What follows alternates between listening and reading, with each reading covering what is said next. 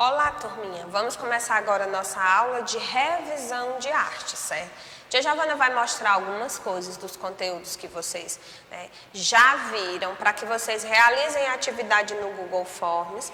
Essa atividade, ela vai constar como nota para vocês. Então, a gente vai ter uma aula falando um pouco, revisando um pouco.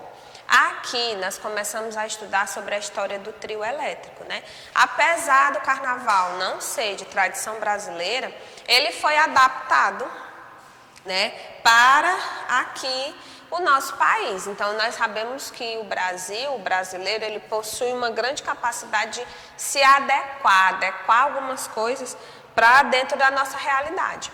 E o primeiro que nós estudamos foram os trios elétricos, A gente viu a réplica, do que seria o primeiro trio elétrico aqui do Brasil, que foi criado por Dodô e Osmar, certo?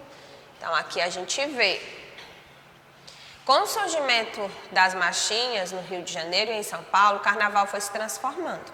E lá na Bahia, as marchinhas e o frevo, eles não são muito comuns. A música baiana, típica do carnaval baiano, é o axé.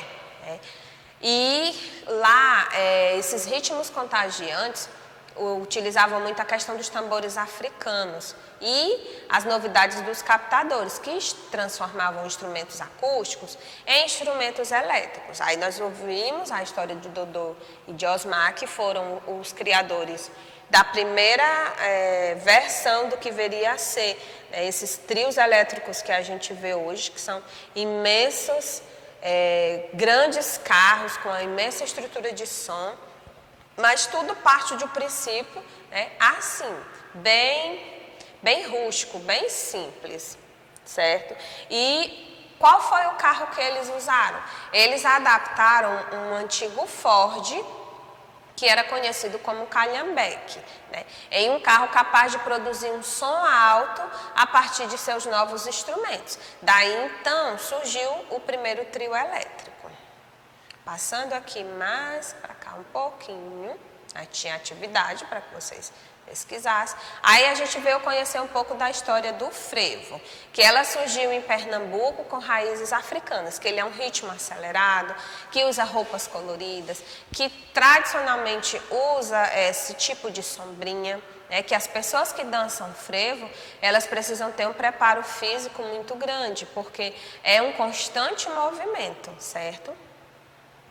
Tinha atividade também. Aí aqui a gente vai falar sobre o axé. Como eu disse a vocês, ele é muito comum na Bahia. E aqui a gente vê a Ivete, que ela representa, ela é uma mundialmente conhecida.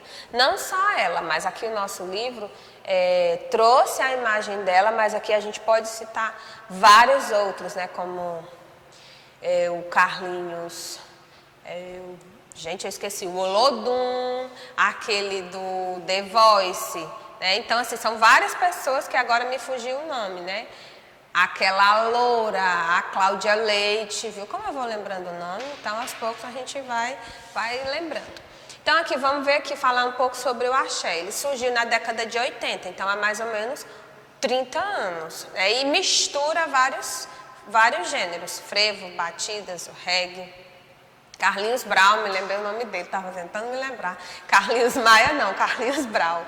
Então, muitas pessoas acompanham os seus intérpretes. Então, a gente vê aqui nessa imagem que é muito comum nós vermos hoje na época do carnaval. Grandes trios elétricos, com muitas pessoas, vários músicos, técnicos de som e milhares de pessoas que vão seguindo seus ídolos, que compram seus abadás, que é uma espécie de blusa que você compra para ter direito a ir seguindo o trio elétrico. Também é muito comum que alguns desses artistas façam shows para o que a gente chama de pipoca, que são as pessoas que não compram os abadás, mas que eles vão sim participar dessa festa, fazem show para as pessoas que estão na pipoca, para que todo mundo possa aproveitar o carnaval. Então, o carnaval brasileiro, ele é mundialmente famoso. Então, no Rio de Janeiro, a gente tem as escolas de samba. Lá para Olinda, Pernambuco, a gente tem o frevo, na Bahia.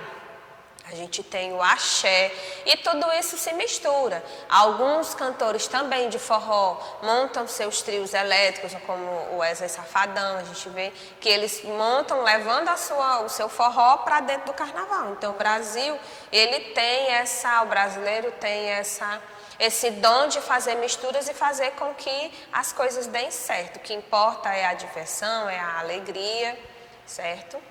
Aí aqui tinha atividade e aqui a gente voltou a estudar um pouco, né? Voltou no tempo para descobrir um outro povo que também tinha esse costume de usar carros ou carroças para ajudar nos espetáculos. Só que aqui a gente vê que esses espetáculos aqui eram espetáculos teatrais.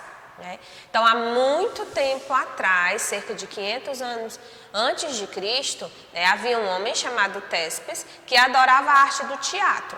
Só que ele não queria se apresentar nos teatros em si.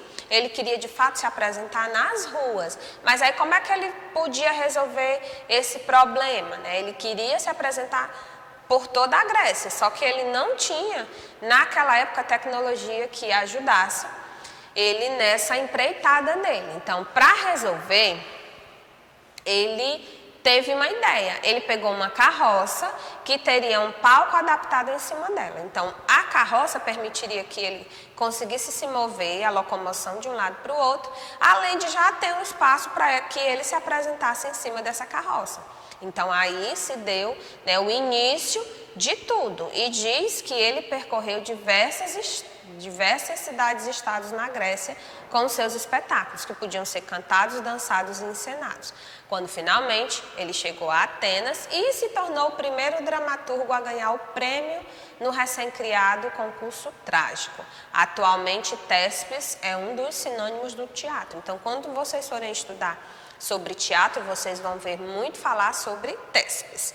Então, aqui a tia Giovana fez uma pequena revisão sobre o assunto, né, que fala um pouco do carnaval, dos ritmos brasileiros, contou um pouco da história de como surgiu esses primeiros, como surgiram os primeiros palcos itinerantes. E aí eu vou deixar uma atividade proposta no Google Forms para vocês, que vai falar sobre esse assunto, vocês vão realizar. E na próxima aula a gente finaliza de fato esse nosso assunto para terminar o terceiro livro, para que a gente possa partir para o nosso quarto material. Então até a nossa próxima aula.